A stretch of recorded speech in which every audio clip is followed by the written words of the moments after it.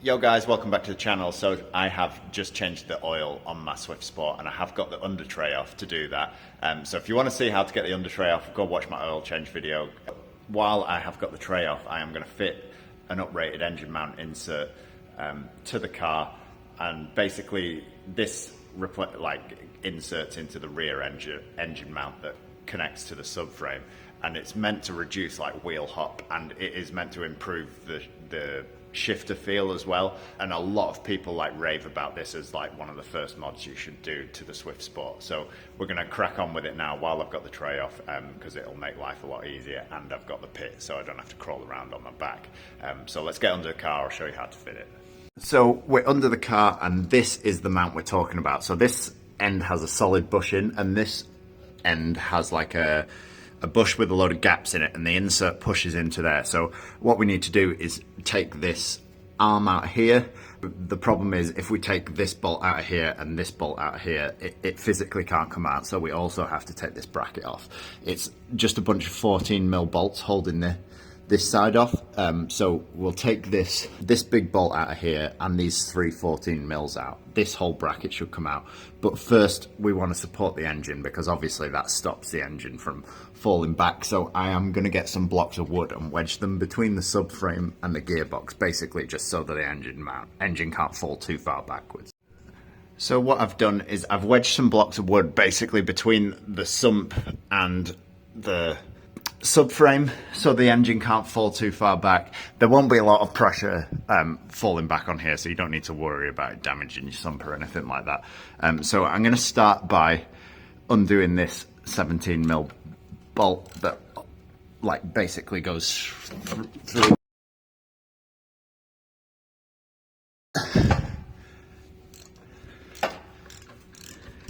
I've just loosened that bolt, I've left it in for now, and then I'm gonna crack this 19mm off as well. It's fairly tight but not too bad. I can get it with a 3/8 ratchet. So this bolt here should just wind out. There doesn't seem a lot of pressure on this engine mount when it's resting, so I won't worry about it falling too much, because all the bolts are coming out nice and easy. Then you've got this one here which should just pull out like that.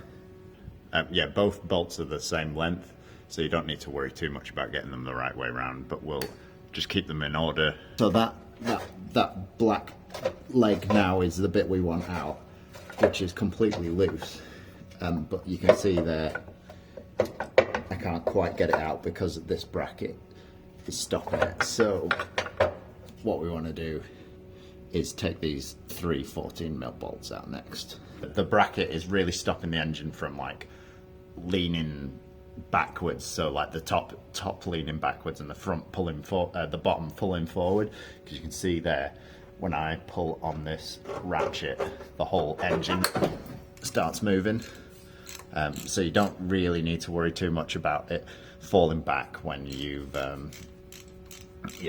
when you take the mount out.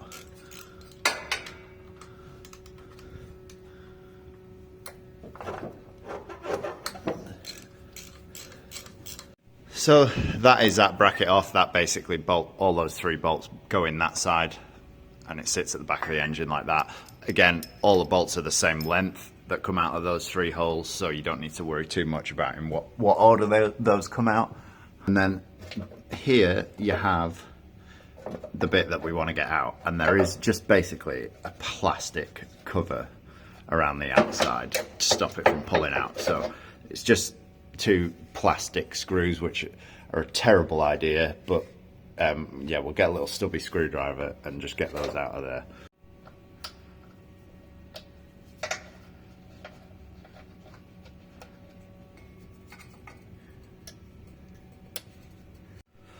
So those plastic screws are out. They're a bloody awful idea, but they're not actually like fully screw ones. So if you just slacken them off and then just get a little flathead screwdriver, they do just pop out. So that should come off there now, and then that whole mount should pop out of there like that with the plastic cover around it. There you go. That is the mount that we want, and basically all this insert does is go down the side of there so that that has less movement. So let's get it unboxed and I'll show you. This is the insert here.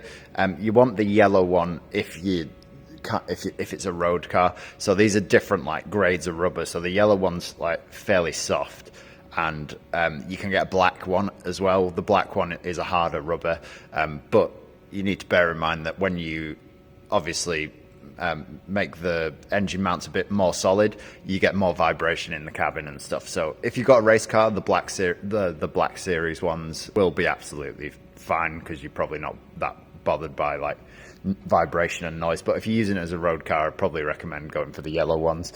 And that basically just fits straight down there. So this side here with like the tapered off ends goes into this one here, but basically just matching shapes, you can't really get it wrong.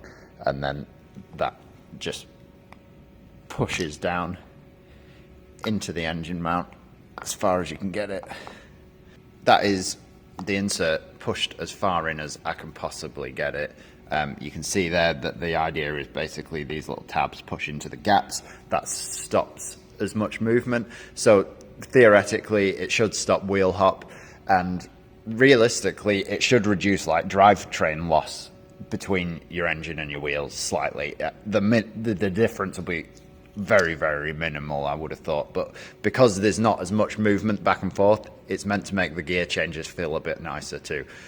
So we'll get it back in, I'll take it for a drive and see what it's like. It wants to go back in this way round with that little cutout here facing that side, or that's the way it came out of my car anyway. Anyway, I don't know if it particularly matters, but that's the way it came out, with this little cutout to that side of the car. So yeah, you just want to stick your little plastic cover around again, and then we'll chuck it back into the car. I don't know, there aren't any instructions with the mount, so I don't know whether it pushes in from the bottom or pushes in from the top. I don't think it particularly matters either way, because all it really matters is these bits are down the gaps to stop it from moving. I could be wrong. If anybody knows any different, feel free to correct me in the comments, but yeah, there's no instructions, so I have just put it in that way round. I assume it is the right way round. There's no instructions or anything with the powrflex poly bush. So let's get it back in the car. That just slides in, or it should. It's obviously a little bit tighter with that little bit of bush sticking out, but that goes in there like that, with that plastic cover around. These little screw things should just pop in. You shouldn't actually have to screw them back in. So that just pushes in, and then there you go. It is solid again. Same again with the other side. So you can just push the insert in and then push the screw in afterwards, and it just pushes in, and then that can't come out now. So while that's there and this is nice and loose, I'm going to get the bolt through the bottom and just get it all lined up. The best way to probably do that is have a look up here.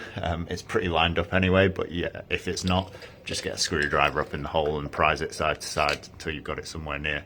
So I've just put a bit of copper slip on the bolts just to stop them seizing up in future, and then that just wants winding in. I'm not going to tighten it up yet, I'm just going to get it started so that the mount can't move anywhere, and that's just in there now, it can't go anywhere. So now that's on, feed this bracket in, get a couple of bolts started and get it all lined up and bolted back together.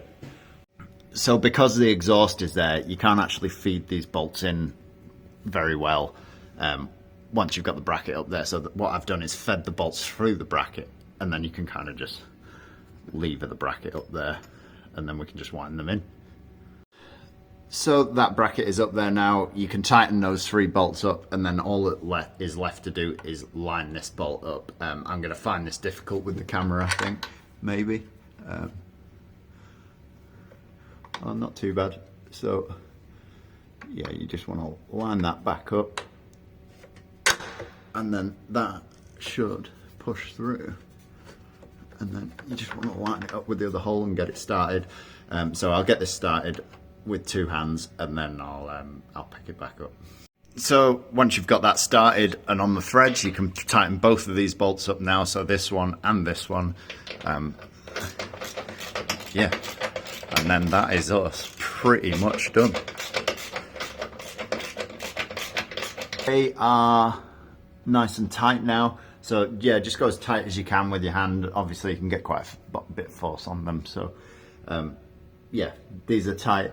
All 3 of these are tight too. So now I am just going to chuck the tray on. We'll go for a test drive and see if there's a noticeable difference. I've been driving around with the polybush in for a couple of weeks now, and when I was looking at them, everyone was saying fit a polybush, it makes a big difference. I honestly couldn't see how it would make much difference to the feel of anything, but it honestly has completely transformed the car. So one of the problems I had with the car when I first bought it was the electric power steering feels very light. There's very little feedback through the wheel, but somehow fitting this engine mount has completely transformed the feel of it. So there's so much more feedback through the steering wheel. I can feel what the car's doing a lot better. It seems to corner better. I don't know whether that is just in my head because I can feel what I'm doing more. I'm able to push it to the limit a bit better, but it just feels like it handles better. I can't say I've noticed much difference in the gear changes. Gear shift kind of feels the same. There's maybe a slight difference, but it's very little if there is. But yeah, honestly, for 20 quid or whatever it is, I'd highly recommend getting one of the polybushes for the rear engine mount. I'll stick a link to the one that I bought in the description down below if you want to check it out. But that is it for today. Hopefully you've enjoyed the video. If you have, make sure you leave a like, and don't forget to subscribe to the channel if you're not already, and I will catch you in the next one. Peace out.